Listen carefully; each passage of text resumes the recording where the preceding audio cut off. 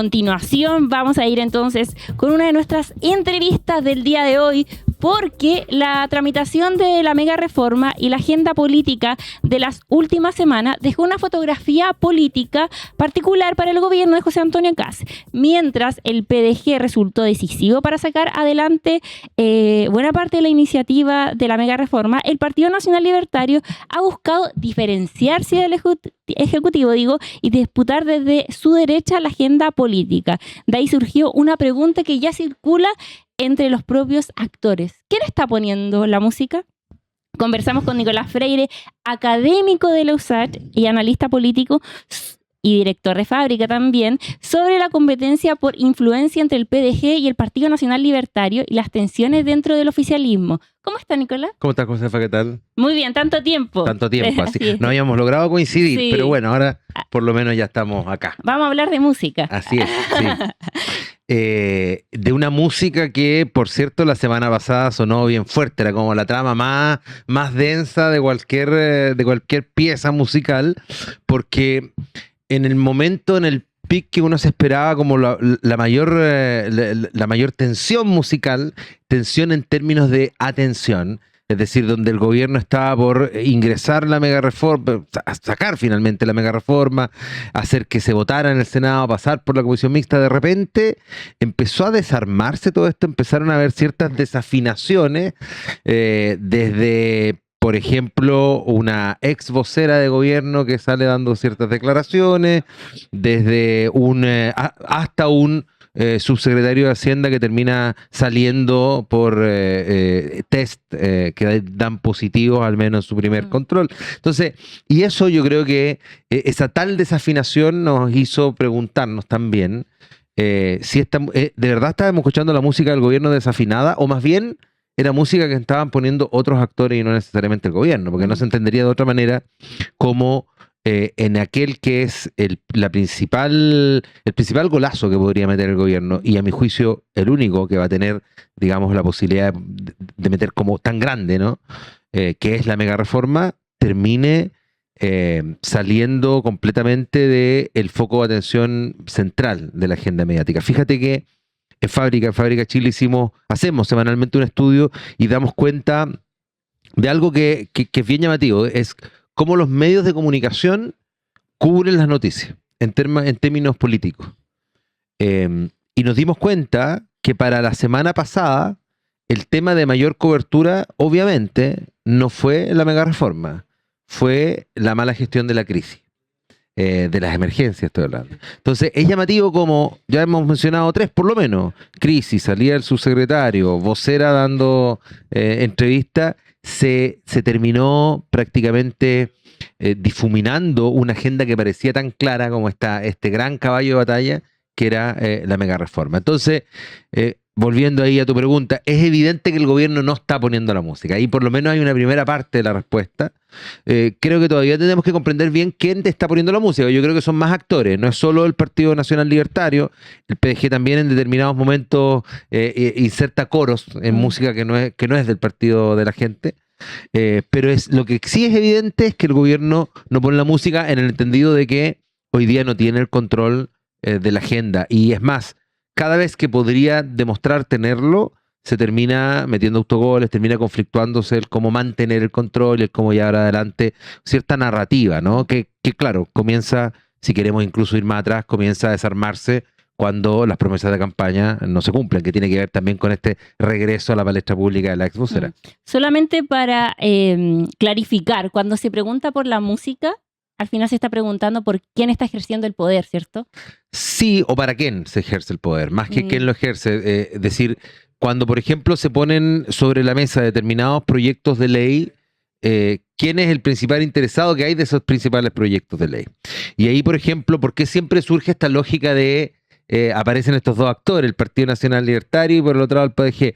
Porque muchas veces lo que ha ocurrido, lo que hemos visto en el último tiempo, es que cuando tú tienes el gobierno que sabe necesitar en la Cámara para poder lograr aritméticamente una mayoría, y en el Senado también un determinado número de votos, tiene que negociar.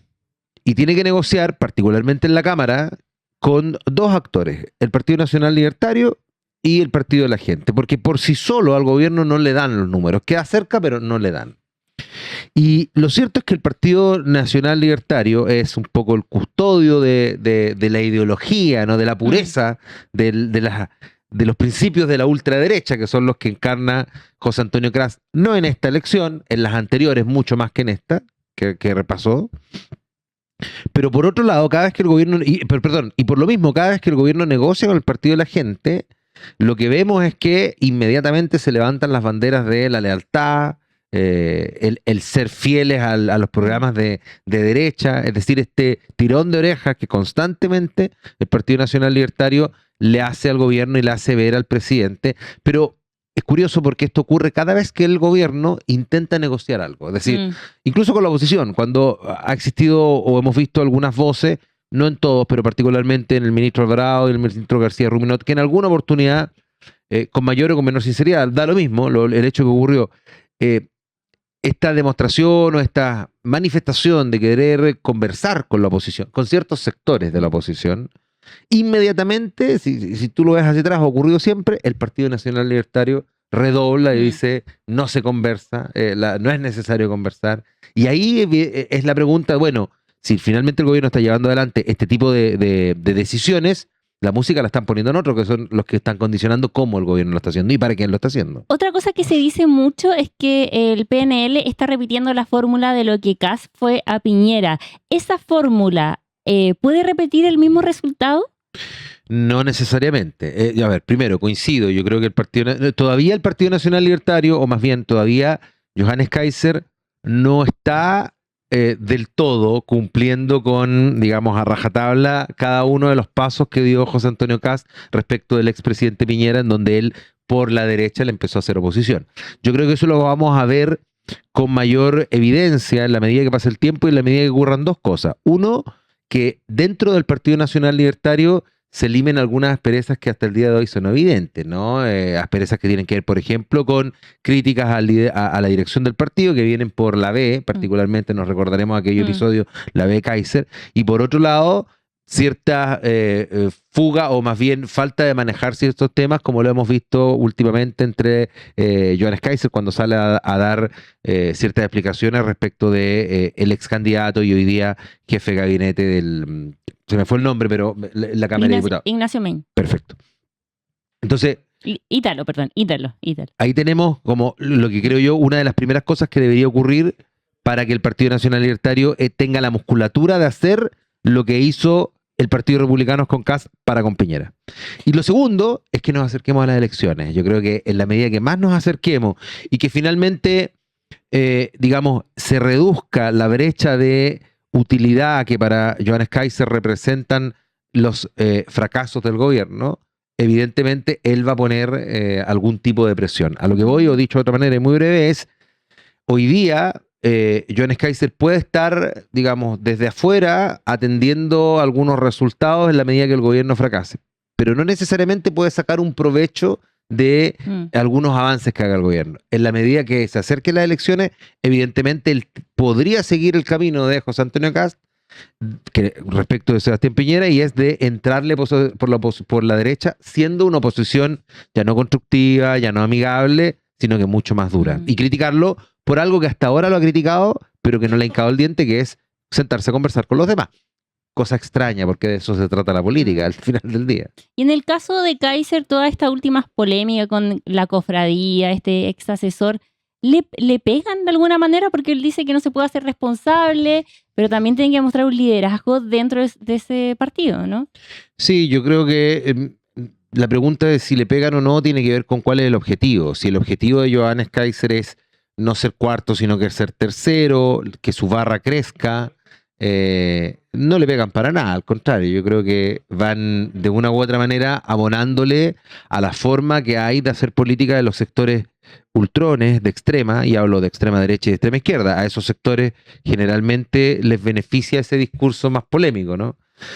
Pero claro, si su intención es otra, es posicionarse de verdad como un candidato, va a tener de una u otra manera, no hay otro camino, que incluso no solo la experiencia chilena, sino que la experiencia internacional, que un poco el que siguió el mismo presidente Kast, que es recular sobre determinados temas, regular, entiendo, no desdecirse, sino que esconder determinados temas. No hablemos de agenda valórica, al menos durante el periodo de campaña. Ese es un poco el camino que hemos visto en Chile. Y digo en la experiencia internacional porque creo que la oportunidad de los sectores ultrones vociferantes, digámoslo así, como pueden ser aquellos sectores que hoy día él está teniendo bajo su alero, que se ven en Argentina, no es o que se ven hoy día en Estados Unidos. En Chile ya pasó quizás ese momento en donde esos sectores tuvieron esa posibilidad. Y yo creo que ahí habla, podemos derivar a otra cosa, no me quiero extender sobre esto, pero sobre la composición y las características socioculturales en Chile. ¿Por qué digo esto? Porque no fue solo el ejemplo del candidato José Antonio Kast, ultrón de la penúltima elección presidencial, no esta, sino que también los ejemplos de las dos convenciones constitucionales, que también siguieron un poco esa misma lógica y esas mismas características. Entonces, quizás la sociedad en Chile es muy distinta a la Argentina. Y viendo esta desorden que estamos viendo también con el Partido Nacional Libertario, lo que está pasando con el Partido de la Gente, y también Chile Vamos, que también representa otro dolor de cabeza en cómo se reconfigura la derecha, ¿cuál es el rol que tiene el presidente? ¿Es el único llamado a ordenar el sector? ¿Es un sector el que se pueda ordenar al final del día? Yo creo que esa es la pregunta que ronda en la cabeza del presidente, porque es evidente que nosotros hemos estado hablando de cómo el Partido Nacional Libertario y Johannes Kaiser puede competirle al candidato o a la candidata oficialista. Pero la gran pregunta que va a quedar es si en lo que queda de este gobierno se termine construyendo la opción oficialista como tal. ¿Por qué? Porque es indudable que también, en la medida que José Antonio Kast crece, conforma el Partido Republicano, gana las elecciones, ¿qué es lo que está en peligro dentro de la derecha? La derecha tradicional, muchos hemos hablado de esta lucha por la hegemonía dentro de las derechas. La derechita cobarde. La derechita cobarde versus la derechita valiente. Bueno, queda la pregunta de cómo va a terminar reaccionando hoy día la derecha tradicional, sobre todo a la luz de que hemos visto ciertos sectores que, para ser bien honesto, han tenido un comportamiento que al menos hasta ahora, en los elementos periféricos y narrativos, discursivos, comunicacionales, han puesto los puntos sobre las i. Me refiero, qué duda cabe, que a la candidata o a la principal opositora que ha tenido este gobierno, a Evelyn Matei, que ha señalado varias veces sus diferencias respecto del gobierno. Pero me refiero también al jefe de bancada de Renovación Nacional, Diego Chalper, que en varias oportunidades le ha dicho al gobierno que no. Hay que decirlo también. Me Paulina refiero Núñez. a la presidenta del Senado, que en varias oportunidades también le ha dicho que no. Y no tiene que ver con el valor de la personalidad, que por cierto, yo creo que es valorable que alguien dentro de una coalición le diga que no cuando comprenda que se está yendo hacia sectores más ultrones o cuando las propuestas no están invitando al diálogo, pero que demuestra que en Chile hay cierta resistencia a morir al final del día, si es eso. Entonces la pregunta va a ser, ¿cómo decanta esto en el tiempo? Y si bien este gobierno goza de la particularidad de no tener elecciones todos los años, como sí las tuvo el gobierno anterior, que es tremendamente desgastante, y lo vimos, yo creo que, por ejemplo, en la gestión de la crisis hoy día, de la emergencia que se vivieron y que se están viviendo en Chile, particularmente que se vivieron en la semana pasada en Maule y en Coquimbo, eso por una parte. Y el cómo la mega reforma haya quedado entrampada en esta disminución de las contribuciones para adultos mayores, son dos temáticas que confluyen en un mismo actor específico. ¿Cuál es? Los municipios.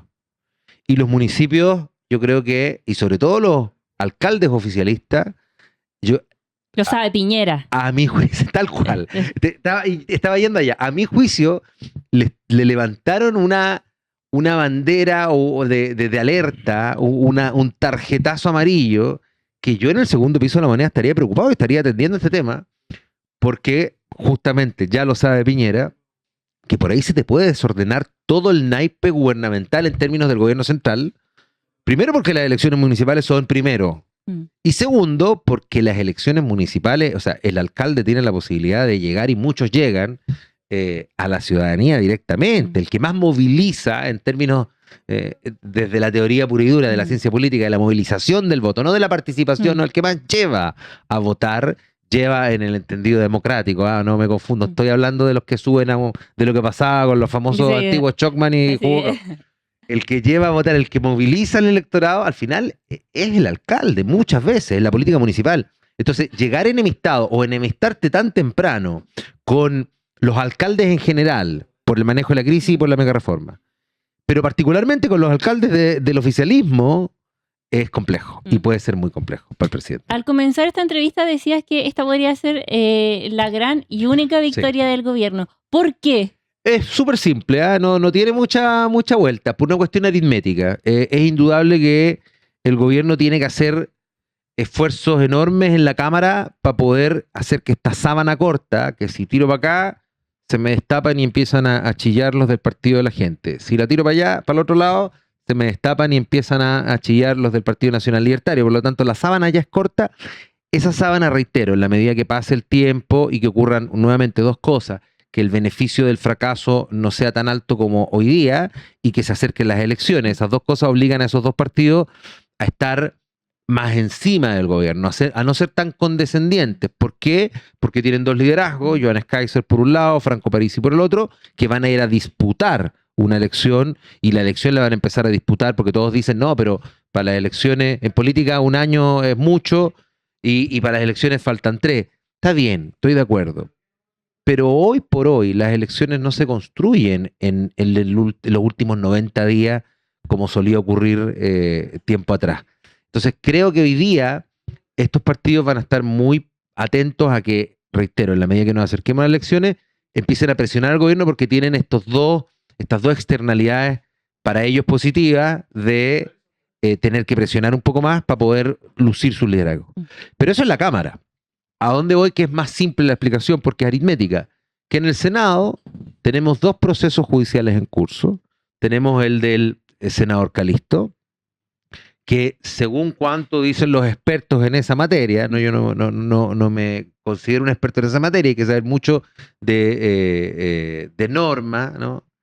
Excede demasiado lo que un cientista político puede llegar a conocer en términos normativos, pero lo que uno ha leído es que es muy probable que se proceda y se llegue al desafuero, etcétera. Eso ya nos cambia la composición.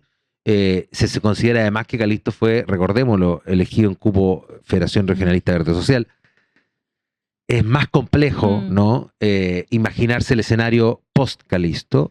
Y Matías Walker, que también que no funciona tan... Es que antes de Walker hay otro paso, para no salir de lo normativo, Camila Flores. Exactamente, sí. ¿No? Que también podría seguir la misma suerte. Y eso ya por sí solo te cambió la composición, porque pasaste de tener un voto más a tener un voto menos, o a lo menos a quedar empatado. Y a eso agrégale que vas a tener ciertos senadores independientes, pro-oficialistas, diríamos hoy día, como Matías Walker, que lo vimos frente a la suma de dos elementos. ¿Cuáles son esos dos elementos? Que el gobierno lo haga mal y que ellos vean una necesidad, como lo ocurrido en Coquimbo, en donde el gobierno lo hace mal en gestión de crisis y ellos ven una oportunidad, es decir, ¿saben qué? Quiero renegociar esta mega reforma porque ahora cambiaron las condiciones. Si el gobierno lo hubiese hecho muy bien, a eso voy, que no hay primera sin segunda, si el gobierno lo hubiese hecho muy bien, muy probablemente no habría habido agua en la piscina como para que ellos dijeran, particularmente Walker, oye, renegociemos o agreguémosle algo más a la mega reforma. Si estuvieran tan ordenados. Probablemente eso ocurre porque el gobierno lo hace mal en la gestión de crisis. Ahí una vez más vemos cómo cuando uno no gestiona muy bien las crisis ocurren estos efectos inesperados que pueden ser efectos desde el punto de vista legislativo. Pero bueno, dicho eso, van a existir estos senadores independientes que de a poco se van a sentir, van a ver que es un gobierno que en las encuestas sigue bajando, estar muy cerca va a terminar quemándote, etcétera, y por lo tanto van a sentirse con las espaldas muy robustas como para, no digo poner en aprieto al gobierno desde la perspectiva de darle la espalda o quitarles el apoyo, pero hacerles más difícil cada vez, o cada vez más, negociaciones con ellos mismos. ¿Por qué? Porque saben que en la medida que pasa el tiempo el gobierno pierde poder y en la medida que pasa el tiempo ellos ganan poder. Perfecto, muchas gracias Nicolás Freire, académico USACH y director de fábrica, que lo vamos a estar viendo más seguido. Pero... Así es, así me dijeron, así que yo feliz de estar por acá cuando quieran. Perfecto, que estén muy bien. Nos vemos. Chao, chao.